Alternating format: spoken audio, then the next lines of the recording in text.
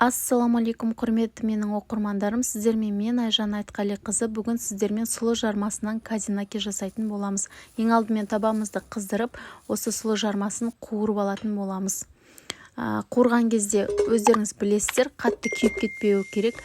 Яғни кішкене кептіріп алсақ, сол жеткілікті. Келесі ыдысымызға майымызды салып, толықтай ерітемізді. 1 стакан қант, 2 қасық бал саламыз. Егер сіздер тәттілігін аз болғанын қаласаңыздар, онда жарты стакан қант пен 1 қасық бал жеткілікті деп ойлаймын.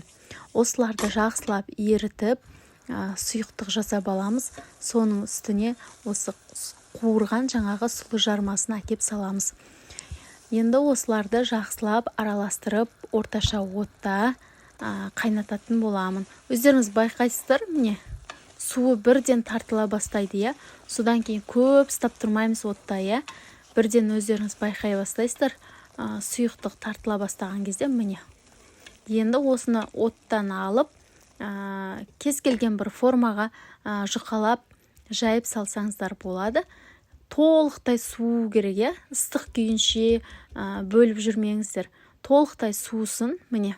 Қараңыздар, жылтырап, әдемі болып шыға келді. Енді осыны толықтай суытамын. Міне суды мен кестім. Жарты бөлігін шаймен ішсеңіздер керемет енді бар ғой. Өздеріңіз жасап көріңіздер. Мен отбасымда бәріне ұнады. Бұл тойымды, пайдалы. Сондықтан жасап көріңіздер. Сіздермен бірге болған Айжан Айтқалиқызы.